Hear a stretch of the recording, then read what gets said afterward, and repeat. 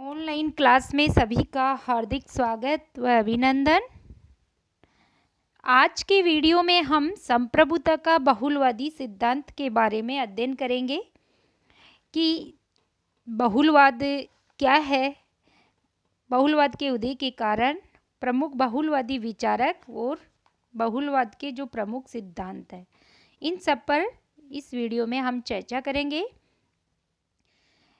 संप्रभुता की जो एकात्मक अवधारणा यानी संप्रभुता का जो एकलवादी सिद्धांत था, प्रीवियस वीडियो में हमने इसके बारे में अध्ययन किया। तो संप्रभुता की एकलवादी जो अवधारणा थी, उसी की प्रतिक्रिया में जो सिद्धांत विकसित हुआ है उसे बहुलवाद कहते हैं। यानी संप्रभुता की एकलवादी अवधारणा के विरुद्ध प्रतिक्रिया के रूप में जिस सिद्धांत का उदय हुआ उसे बहुलवाद कहते हैं। क्यों? क्योंकि जैसे थोड़ा सा मैं फिर से रिवाइज कर देती हूँ कि जो संप्रभुता का एकलवादी सिद्धांत था वो क्या है। उसमें संप्रभुता को असीमित, अविभाज्य, अदेह, निरंकुश माना और यही कारण रहा कि इसमें राज्य को सर्वोच्च और निरंकुशवादी बना दिया जाता है। राज्य स्वेच्छाचारी हो जाता है क्योंकि राज्य को ही सर्वोच्च माना जाता है। और यहाँ तक कि जो प्रथम फर्स्ट वर्ल्ड वार है वो संप्रभुता की यूँ कहा जाता है कि जो एकलवादी अवधारणा है उसी का एक परिणाम माना जाता है। तो इसलिए इसी के विरुद्ध में जो दूसरा सिद्धांत आया बहुलवाद, बहुलवाद ये मानता है कि राज्य कोई विलक्षण संस्था नहीं है।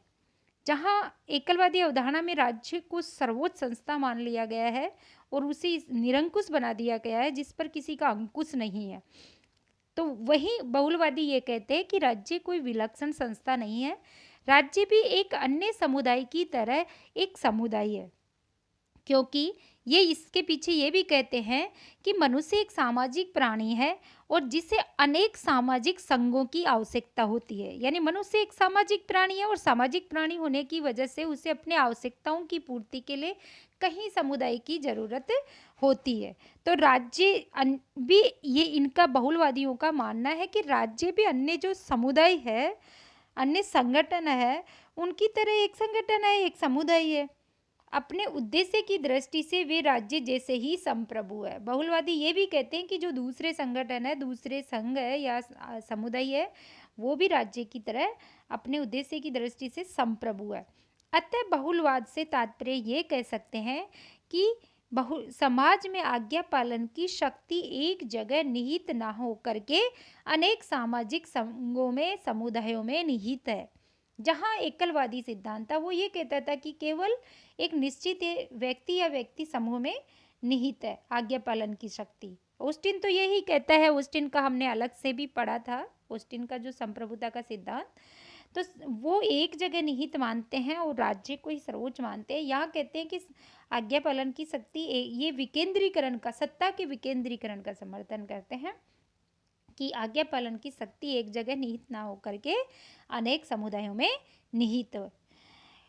अब हम ये जानेंगे कि बहुलवादी विचारक कौन कौन से हैं। कई बार ये पूछ लिया जाता है, कई बार 4 ऑप्शन दे के पूछ लिया जाता है कि कौन सा इसमें बहुलवादी विचारक नहीं है, और कई बार नाम भी पूछ लिया जाता है सीधे ही कि 3 प्रमुख बहुलवादी विचारकों के नाम लिखिए।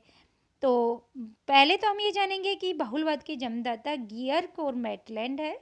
और अगर केवल इनमें से दोनों नाम अलग अलग ऑप्शन में आए तब गियर्क के पे ही टिक करना है। और Laski, Figgis, Barker, Krabbe, Lindsay, MacIver, Follett, लियोदुगी आदि ये बहुलवादी विचारक है। कुछ बहुलवादी विचारक है जिनकी बुक्स वगैरह फेमस है और अक्सर पूछ लिया जाता है कि ये पुस्तक किसकी है या लोस्की की पुस्तक का नाम लिखिए। तो ए ग्रामर ऑफ पॉलिटिक्स ये बहुत फेमस है पुस्तक है लोस्की की, तो ध्यान रखिएगा कि ए ग्रामर ऑफ पॉलिटिक्स किसकी पुस्तक है, तो Laski. An introduction to politics, the state in theory and practice, ये लोस्की की बुक्स के नेम है। फिर लोस्की का एक कथन था बहुत ही फेमस है, इसके बारे में भी पूछ लिया जाता है कि यह कथन किसका है। तो लोस्की कहता है कि समाज का स्वरूप संघीय है, इसलिए सत्ता का स्वरूप भी कैसा होना चाहिए, संघीय होना चाहिए। फिर है मैकाइवर की पुस्तक का नाम है द मॉडर्न स्टेट और दूसरी पुस्तक का नाम है द वेब ऑफ गवर्नमेंट।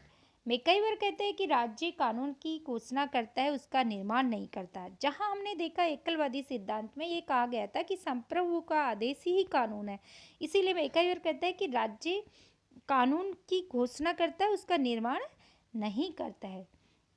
अब आगे हम बहुलवाद के जो प्रमुख सिद्धांत है उन पर चर्चा करते हैं। राज्य केवल बहुलवादी कहते हैं, पहला जो है वह है राज्य केवल एक समुदाय है, यानी बहुलवादी राज्य को सर्वव्यापक सर्वशक्तिमान तथा एक जो नैतिक संस्था के रूप में स्वीकार नहीं करते हैं। जहाँ पर एकलवादी राज्य को सर्वशक्तिमान मानते हैं, वो सर्वव्यापक मानते हैं। बहुलवादी कहते हैं कि नहीं, राज्य तो अन्य संघ जैसे है वैसे ही एक समुदाय है। तो इसलिए जो मेटलैंड है वो कहता है कि राज्य समान जीनस की स्पेसीज है। फिर बहुलवादियों का जो दूसरा सिद्धांत है नियंत्रित राज सत्ता में विश्वास, यानी बहुलवादी संप्रभुता को आंतरिक और बाहरी दोनों क्षेत्रों में सीमित करते हैं। बाहरी क्षेत्र में वो कहते हैं कि राज्य अंतर्राष्ट्रीय कानूनों तथा अन्य राष्ट्रों के अधिकारों से सीमित होते हैं, और आंतरिक क्षेत्र में भी वो कहते हैं कि राज्य स्वयं अपनी प्रकृति तथा नागरिकों एवं समुदायों के अधिकारों से सीमित होता है। फिर कानून राज्य से स्वतंत्र और उच्च है। बहुलवादियों का कहना है कि कानून जैसे कि मतलब विधि की द्युगी का कहना है कि विधि राजनीति संगठन से स्वतंत्र, उसे श्रेष्ठ और पूर्व की है। जहाँ एकलवादी कहते हैं कि विधि क्या है, यानी संप्रभु का आदेश, संप्रभु ने जो कहा वही कानून है, लेकिन ये कह रहे हैं कि विधि तो राज्य से क्या है, स्वतंत्र है, उच्च है। विकेंद्रीकरण में विश्वास, बहुलवाद के अनुसार जो स्थानीय समस्याओं का समाधान है वो विकेंद्रीकरण के आधार पर किया जा सकता है। इस प्रकार का संघात्मक जो सामाजिक संगठन ही मानव जीवन की क्या कर सकता है, आवश्यकताओं की पूर्ति कर सकता है। यानी सत्ता का विकेंद्रीकरण हो, एक जगह सारी शक्ति केंद्रित ना हो, अन्य समुदायों को भी सत्ता के अंश बांटे जाए। राज्य के अस्तित्व का समर्थन करते हैं, लेकिन ये ध्यान रखिएगा जहाँ अराजकतावादी है वो बिल्कुल मार्क्सवादी है, वो राज्य को समाप्त करने के पक्ष में है, लेकिन बहुलवादी राज्य को समाप्त करने के पक्ष में नहीं है, केवल वो राज्य की निरंकुशता का खंडन करते हैं, यानी राज्य पर वो अंकुश लगाने का समर्थन करते हैं। एक जनतंत्रात्मक विचारधारा है। बहुलवादी धारणा जनतंत्र के अनुरूप है। बहुलवाद का उद्देश्य एक ऐसे जनतंत्रात्मक राज्य की स्थापना करना है जिसमें शासन व्यवस्था का संगठन नीचे से ऊपर की ओर हो। व्यवसायिक प्रतिनिधित्व में विश्वास करते हैं। अभी तो कौन सा प्रतिनिधि, अभी व्यवसायिक प्रतिनिधित्व की जगह प्रादेशिक प्रतिनिधित्व की क्षेत्रीय प्रतिनिधित्व की पद्धति को अपनाया गया। तो बहुलवादी प्रादेशिक प्रतिनिधित्व की पद्धति को क्या मानते हैं, अनुचित और दोषपूर्ण मानते हैं, क्योंकि क्षेत्र के आधार पर चुने गए व्यक्ति वास्तव में प्रतिनिधित्व नहीं कर सकते। इनका कहना है कि व्यवसाय के आधार पर प्रतिनिधित्व दिया जाए, यानी जैसे डॉक्टर के हित को डॉक्टर ही समझ सकता है, तो उनका जो प्रतिनिधि चुना जाए वो डॉक्टर ही हो, किसानों का किसान ही हो। क्योंकि बहुलवादियों का मानना है कि जो उनका नेतृत्व करता है वो उसी व्यवसाय से हो, ताकि वो उसके हित को अच्छे से समझ सके। तो ये ध्यान रखिएगा कि व्यवसायिक प्रतिनिधित्व का समर्थन कौन सी विचारधारा करती है, तो बहुलवाद। आई होप कि तुम्हें समझ में आया होगा। Thank you so much.